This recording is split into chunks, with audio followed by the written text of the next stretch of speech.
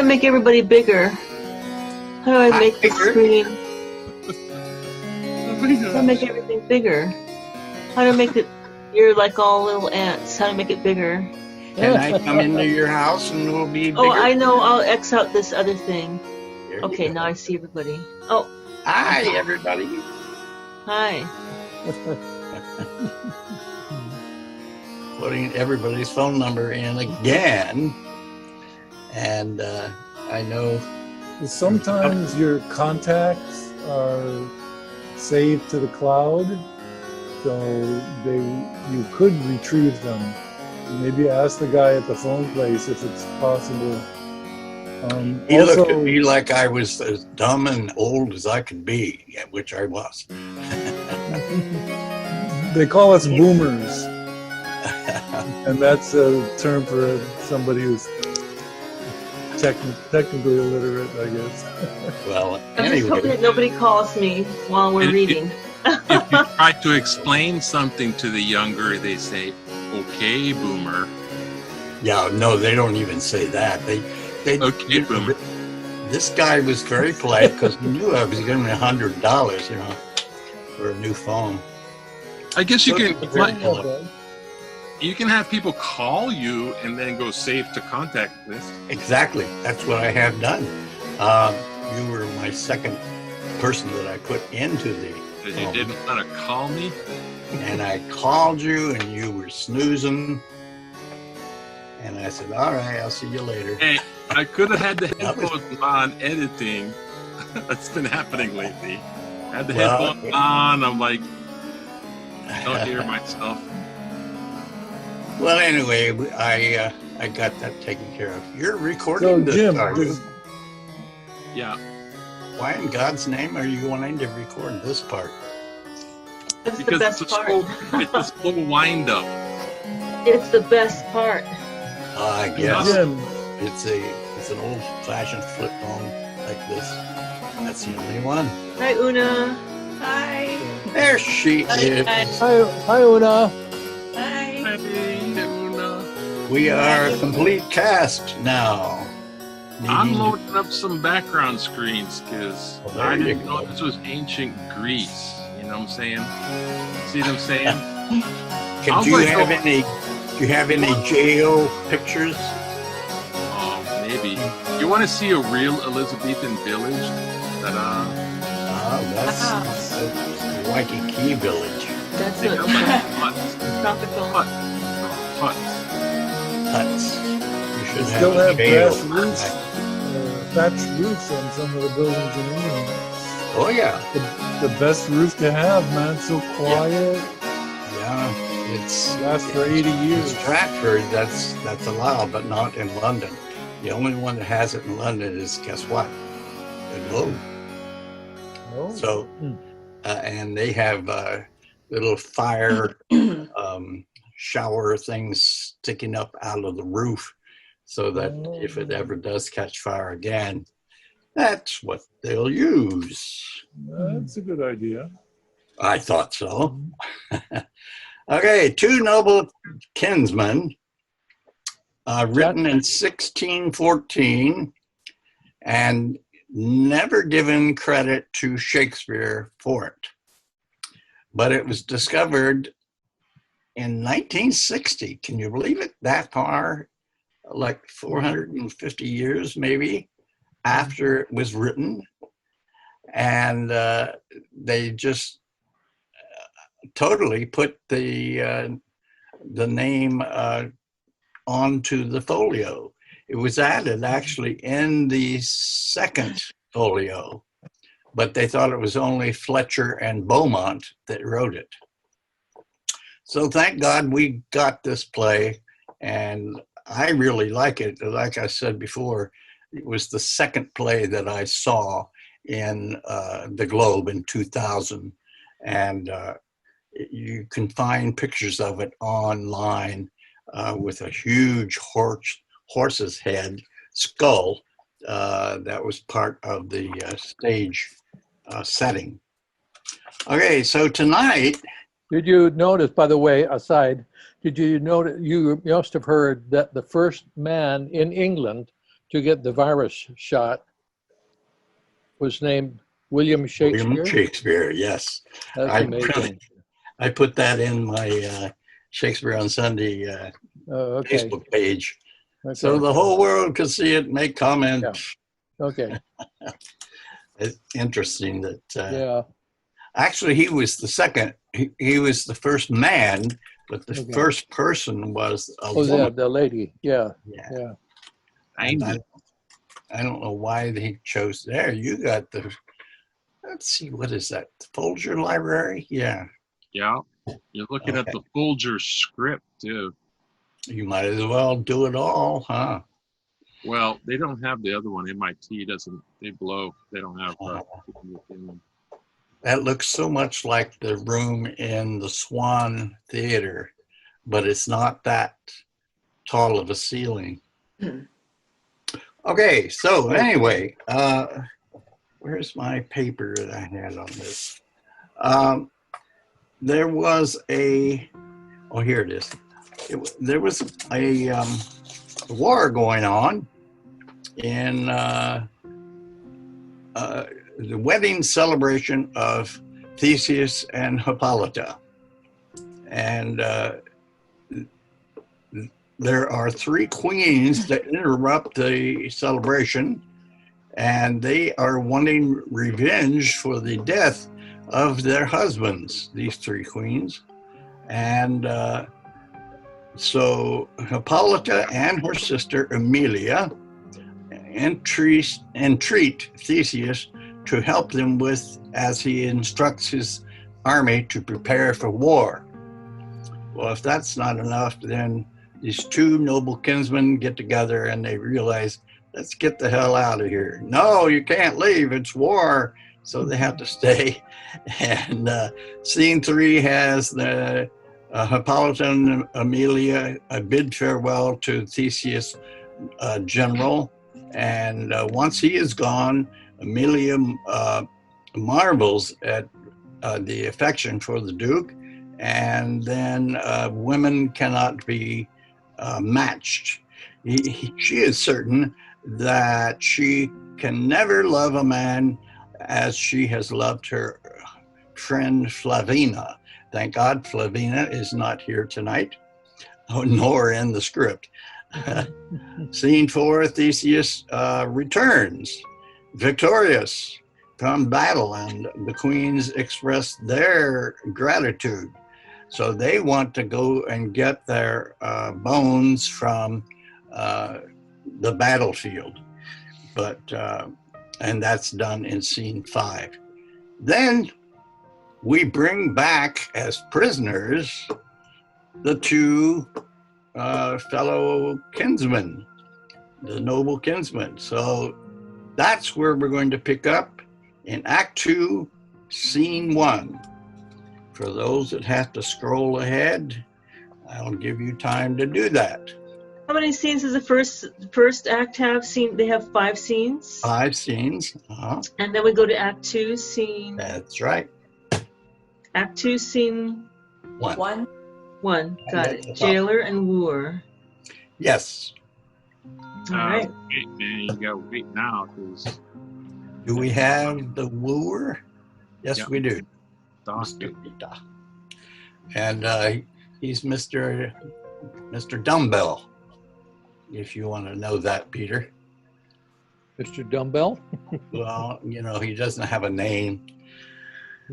Fletcher, when Fletcher wrote the script, he didn't give the people any names. He just gave them their job or what they were expected to do. So he's the wooer. Oh, wooer. Got it. Okay, I see it. Okay. And he's been wooing the jailer's daughter for quite a while, but she doesn't want anything to do with him because she likes one of the prisoners. And we'll get into that in a minute. Okay. Why don't, we've got people named like John Farmer and, Bill Smith and all that, but why don't we have anybody named Bob Jailer? Never hear anybody named Jailer. Right? I wish I had the answer as to what Fletcher is thinking. I never did figure that out. because he wanted to give the people an idea of what they're expected to do. You know, okay, here's the king, here's the queen. That's all you know about them. But Shakespeare is entirely different. He gave them personifications, and that's why you have Arcite and Palamon and Theseus and Hippolyta, which, by the way, are borrowed from you know what. Jump in there. I may depart with little while I live. Something I may cast to you, not much. Alas, the prison I keep, though it be for great ones, yet they seldom come. For one salmon you shall take a number of minnows. I am given out to be a better line that it can appear to me report is a true speaker. I were really that I am delivered to be. Marry, I have it. Be it what it will, I will assure upon my daughter at the day of my death. Oh, sir, I demand no more than your own offer, and I will estate your daughter in what I have promised. Well, we shall talk more of this when the solemnity is past. But have you a full promise of her? When that shall be seen, I tender my consent. I have, sir. Ooh, here she comes. Ooh, your friend and I chanced to name you here upon old business. But no more of that now. Soon as the court hurry is over, we will have an end of it. In the meantime, look tenderly to the two prisoners. I can tell you they are princes. These strewings are for their chamber. 'Tis pity they are in prison, and 'twere pity they should be out.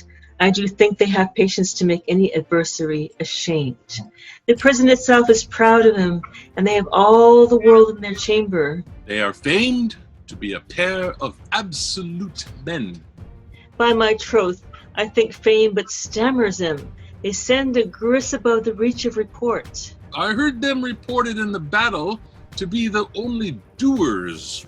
Nay, most likely, for they are noble sufferers. I marvel how they would have looked had they been victors, that with such a constant nobility enforced a freedom out of bondage, making misery their mirth, and affliction a toy to jest at. Do they so? It seems to me they have no more sense of their captivity than I of ruling Athens. They eat well, look merrily, discourse of many things, but nothing of their own restraint and disasters, yet sometimes a divided sigh, martyred as 'twere in the deliverance, will break from one of them, when the other presently gives it so sweet a rebuke that I would wish myself a sigh to be so chid, or at least a sire to be comforted. I never saw him. The Duke himself came privately in the night, and so did they. What reason of it is, I know not. Look, yonder, they are. That's Arcite, looks out. No, sir, no, that's Palamon. Arcite is the lower of the twain. You may perceive a part of him. Go to, leave your pointing. They will not make us their object out of their sight. It is a holiday to look on him. Lord, the difference of men. All right, second scene. How do you, noble cousin? Well, how do you, sir?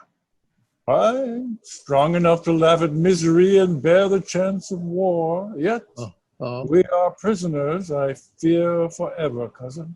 I believe it. And to that destiny have patiently laid up my hour to come. Oh, cousin Arcite, where is Thebes now? Where is our noble country?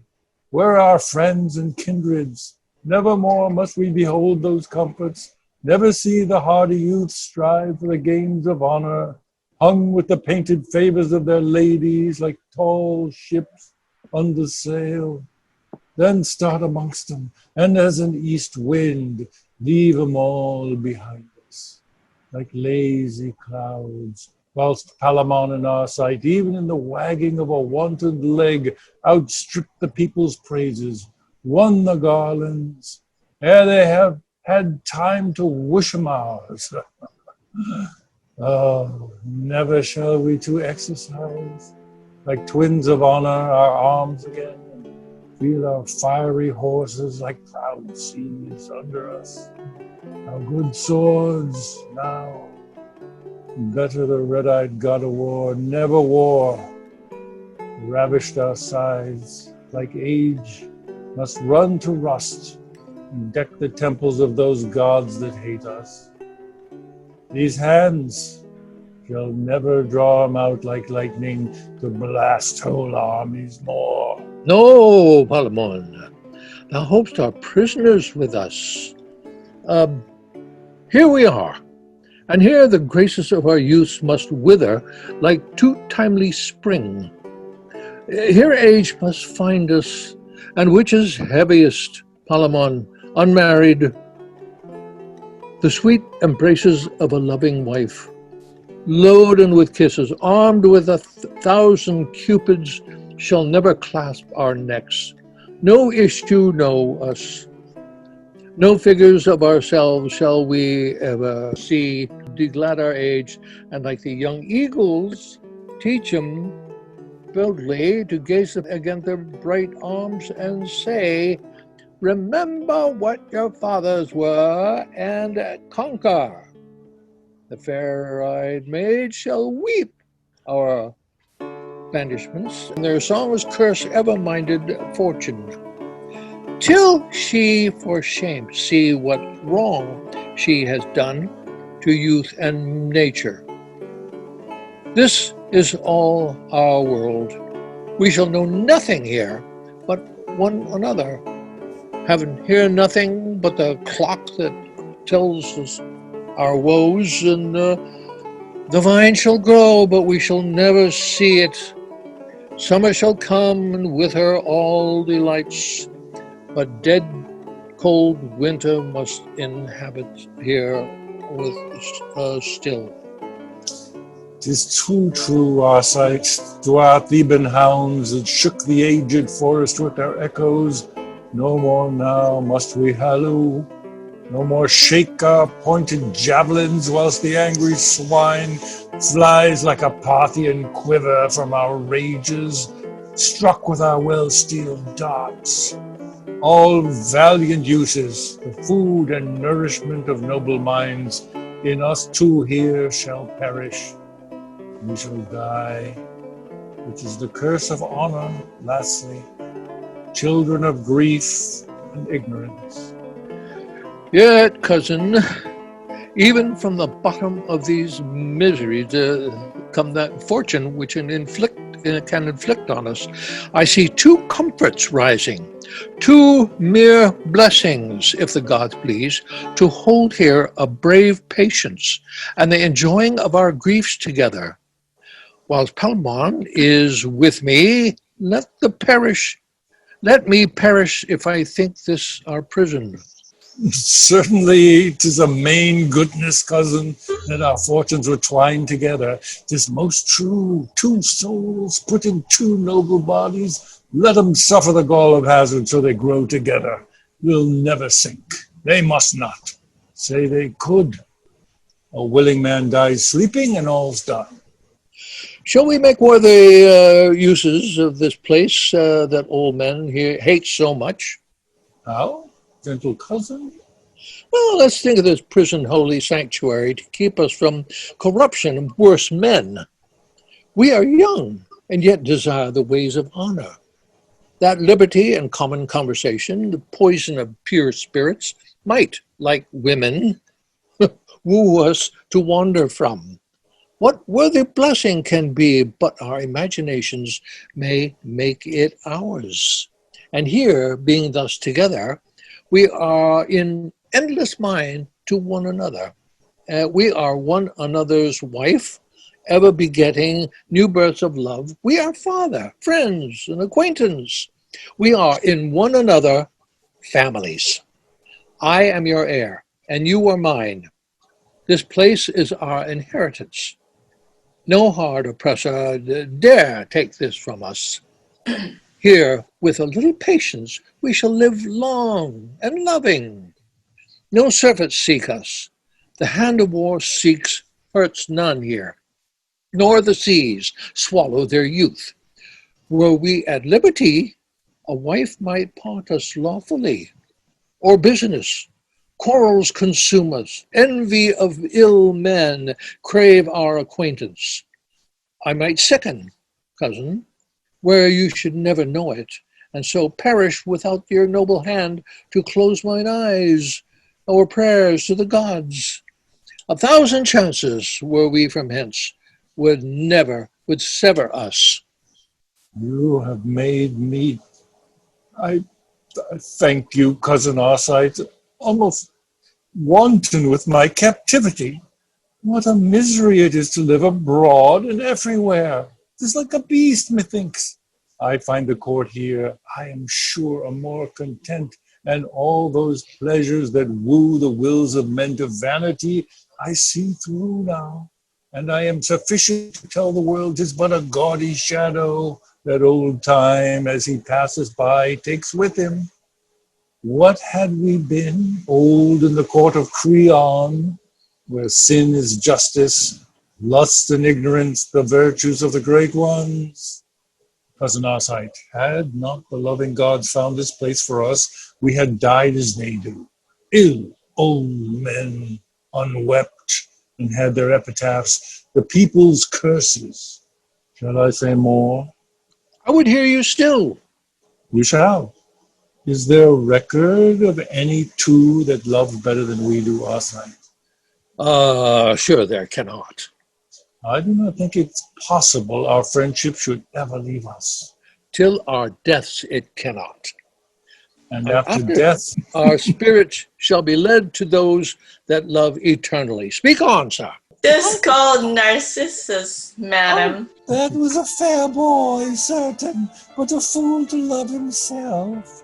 Were there not maids enough? Pray forward. Yes. Or were they all hard-hearted? They would not be to one so fair. Thou wouldst not. Oh, you got There she found it. Oh, yay. I think I should not, madam. That's a good wench, but take heed to your kindness, though. Why, madam? Men are mad things. Will ye go forward, cousin? Canst not thou work such flowers in silk, wench? Yes. I'll have a gown full of 'em, and of these, this is pretty color. Wilt not do? Rarely upon a skirt, wench? Dainty, madam. Cousin, how do you, sir? Why, Palamon. Never till now was I in prison, Arcite. Why, what's the matter, man? Behold and wonder, by heaven, she is a goddess. Ha! Do reverence, she is a goddess, Arcite. Of all flowers, methinks the rose is best. Why, gentle, madam. It is the very emblem of a maid, for when the west wind courts her gently, how modestly she blows and paints the sun with her chaste blushes. When the north comes near her, rude and impatient, then like chastity she locks her beauties in her bud again, and leaves him to base briars. Yet good, madam. Sometimes her modesty will blow so far she falls for a maid. If she have any honor, would be loath to take example by her. Thou art wanton. She is wondrous fair. She is all the beauty extant. The sun grows high. Let's walk in. Keep these flowers. We'll see how near art can come near their colors. I am wondrous merry-hearted. I could laugh now. I could lie down, I'm sure. And take one with you? That's as we bargain, madam. Well, agreed then. What think you of this beauty? 'Tis a rare one. Is but a rare one. Yes, a matchless beauty. Might not a man well lose himself and love her? I cannot tell what you have done. I have beshrew mine eyes for it. Now I feel my shackles. You love her then, Who would not? and desire her? Before my liberty. I saw her first, That's nothing. but it shall be. Well, I saw her too. Yes, but you must not love her. I will not, as you do, to worship her as she is heavenly and a blessed goddess. I love her as a woman, to enjoy her, so both may love. You shall not love at all. Not love at all? Who shall Aye. deny me? I that first saw her, I that took possession first with mine eye of all those beauties and are revealed to mankind. If thou lovest her or entertainest a hope to blast my wishes, thou art a traitor, Arcite, and a fellow false as thy title to her. Friendship, blood, and all the ties between us, I disclaim if thou once think upon her. Yes, I love her. And if the lives of all my name lay upon it, I must do so. I love her with my soul. And if that will lose ye, farewell, Palamon.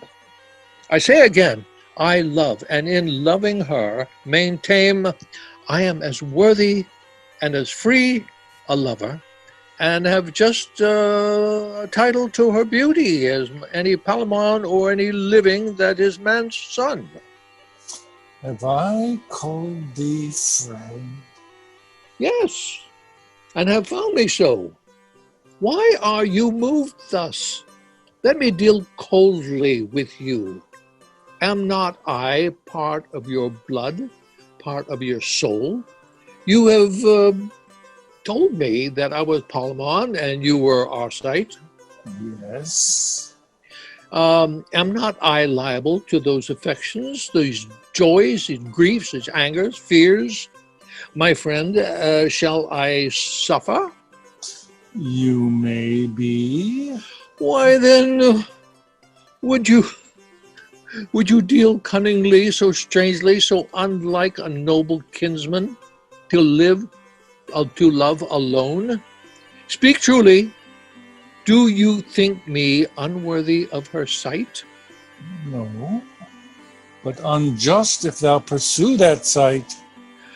Because another first sees the enemy, I shall stand still, and let mine honor down, and never charge? Yes, if he be but one. But say that one had rather combat me. Let that one say so, and use thy freedom. Else, if thou pursuest her, be as that cursed man that hates his country, a branded villain. You are mad. I must be. Till thou art worthy, Arcite, it concerns me. And in this madness, if I hazard thee and take thy life, I deal but truly. Fie, sir. You play the child extremely. I will love her. I must. I ought to do so, and I dare, and all this justly. Oh, that now, thy false self and thy friend had but this fortune, to be 1 hour at liberty and grasp our good swords in our hands, I would quickly teach thee what 'twere to filch affection from another. Thou art baser in it than a cutpurse. Put but thy head out of this window more, and as I have a soul, I'll nail thy life to it. Thou darest not, fool. Thou canst not. Thou art feeble. Put my head out. I'll choose my body out. I'll throw my body out and leap the garden when I see her next, and pitch between her arms to anger thee. No more. The keeper's coming. I shall live to knock thy brains out with my shackles. Do? By your leave, gentlemen. No, no, honest keeper. Lord Arcite, you must presently to the Duke. The cause I know not yet. I am ready, keeper. Prince Palamon, I must awhile bereave you of your fair cousin's company. And me too, even when you please, of life. Why is he sent for? It may be he shall marry her. He's goodly, and like enough the Duke hath taken notice both of his blood and body, but his falsehood. Why should a friend be treacherous? If that get him a wife so noble and so fair, let honest men ne'er love again. Once more I would but see this fair one. Blessed garden and fruit and flowers more blessed that still blossom as her bright eyes shine on you.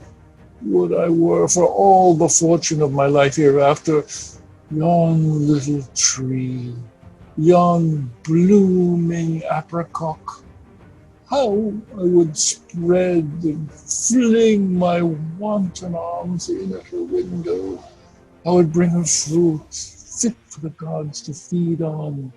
Youth and pleasure, still as she tasted, should be doubled on her. And if she be not heavenly, I would make her so near the gods in nature, they should fear her. And then I'm sure she would love me. How now, keeper? Where's our sight? Banished. Prince Pirithous obtained his liberty, but nevermore upon his oath and life must he set foot upon this kingdom. He's a blessed man. He shall see Thebes again, and call to arms the bold young men that when he bids them charge, fall on like fire. Our side shall have a fortune, if he dare make himself a worthy lover, yet in the field to strike a battle for her, and if he lose her then, he's a cold coward. How bravely may he bear himself to win her if he be noble Arcite.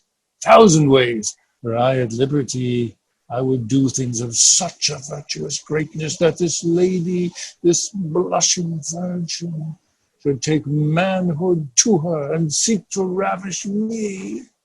My lord, for you I have this charge to discharge my life? No. But from this place to remove your lordship, the windows are too open. Devils take 'em that are so envious to me. Prithee kill me. And hang for't afterward. By this good light, had I a sword, I would kill thee. Why, my lord? Thou bringest such pelting, scurvy news continually. Thou art not worthy life. I will not go. Indeed you must, my lord. May I see the garden? No. Then I am resolved. I will not go. I must constrain you then, and for you are dangerous. I'll clap more irons on you. Do, good keeper, I'll shake 'em so you shall not sleep. I'll make you a new Morris. Must I go? There is no remedy. Farewell, kind window. May rude wind never hurt thee. Oh, my lady, if ever thou hast felt what sorrow was, see how I suffer. Now bury me. So off goes Palamon, and Arcite is found outside of the kingdom. Banished? The kingdom? 'Tis a benefit. A mercy I must thank him for, but banished the free enjoying of that face I die for? Oh, 'twas a studied punishment, a death beyond imagination. such a vengeance. Were I old and wicked, all my sins could never pluck upon me.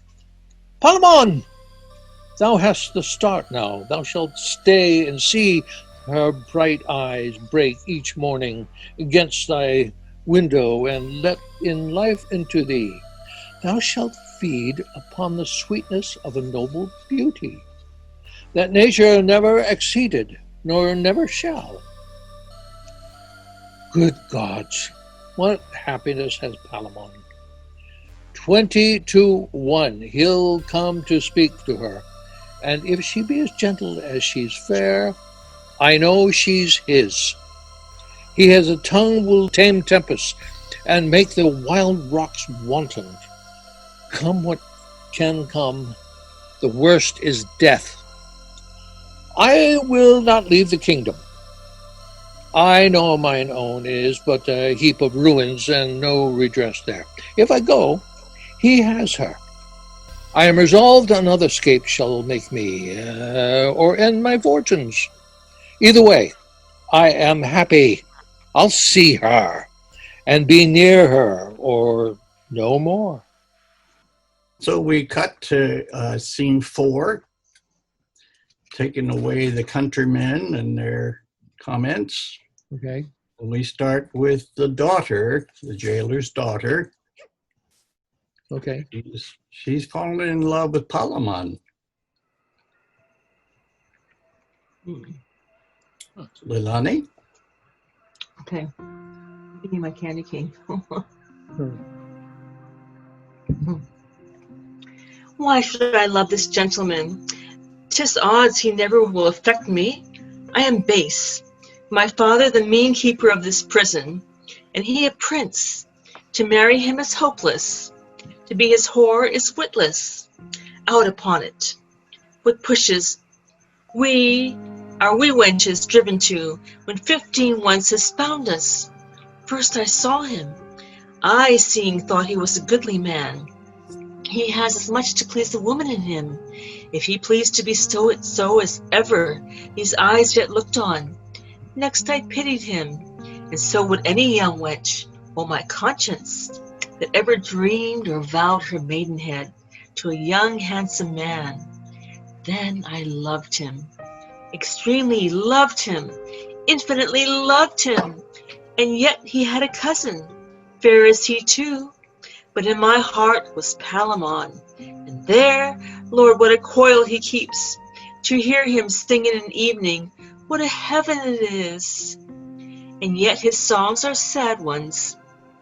Fairer spoken was never gentleman. When I come in to bring him water in the morning, first he bows his noble body, then salutes me thus: Fair gentle maid, good morrow. May thy goodness get thee a happy husband. Once he kissed me. I loved my lips the better 10 days after. What he would do so every day. He grieves much, and me as much to see his misery. What should I do to make him know I love him? For I would fain enjoy him. Say I ventured to set him free. What says the law then?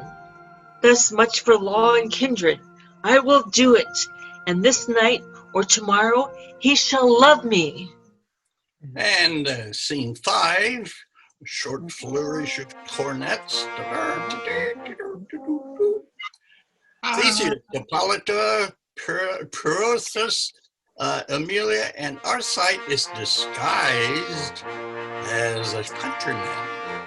Let's see what your disguise looks like, Peter.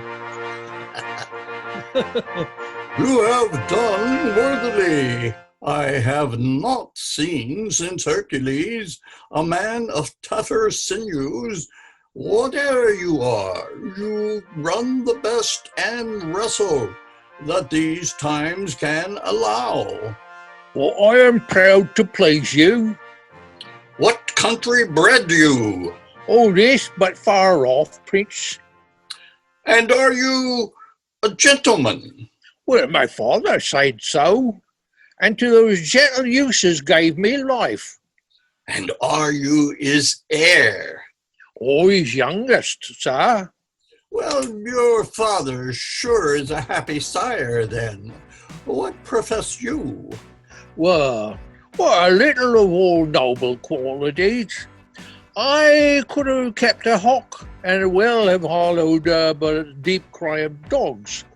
I dare not praise my feat of horsemanship, yet they that knew me would say it was my best piece, last and greatest, that I would be thought a soldier. You are perfect. Upon my soul, a proper man. He is so. How do you like him, lady? I admire him. I have not seen so young a man so noble, if he says true of his sort. Believe his mother was a wondrous handsome woman. His face, methinks, goes that way. But his body and his fiery mind illustrates a brave father. Mark how his virtue, like a hidden sun, breaks through his baser garments. He is well got, sure. What made you seek this place, sir? Let me ask you a question, Jim. Yes. When you said he's a countryman, does that mean he's out of the country, or he's from a different country? No, he's out in the country. The previous scene had 4 or 5 countrymen looking at what's happening, that this guy is loose. So anyway, they wanted to fight him, and now he's won. Noble Theseus, to purchase name and do my ablest service to such a well-found wonder as thy worth, for only in thy court with all the world dwells fair-eyed honor. All his words are worthy. Sir, we are much indebted to your travel, nor shall you lose your wish. Perothus, dispose of this fair gentleman. Thanks, Theseus. Well, there you are. You're mine, and I shall give you the most noble service to this lady, this bright young virgin. Pray observe her goodness. You have honored her fair birthday with your virtues, and as your due, you're hers. Kiss her fair hand, sir. Sir, you're a noble giver. Dearest beauty, let me seal my vowed faith. When your servant, your most unworthy creature, but offends you, command him die he shall. That were too cruel. If you deserve well, sir, I shall soon see it. You're mine, and somewhat better than your rank, I'll use you. I'll see you furnished, and because you say you are a horseman, I must needs entreat you this afternoon to ride. But this is a rough one. Well, I like him better, Prince. I shall not then freeze in my saddle. Sweet, you must ready, and you, Amelia, and you, a friend, and all, tomorrow by the sun to do observance to flowery May in Diane's wood. Wait well, sir, upon your mistress. Emilia, I hope he shall not go afoot. That were a shame, sir, while I have horses. Take your choice in what you want at any time. Let me but know it. If you serve faithfully, I dare assure you, you'll find a loving mistress. Well, if I do not, let me find that my father ever hated disgrace and blows. Go lead the way, and you have won it. It shall be so. You shall receive all dues fit for the honor you have won. 'Twere wrong else, sister. Beshrew my heart, you have a servant that if I were a woman would be a master of all you are wives. I hope too wise for that, sir.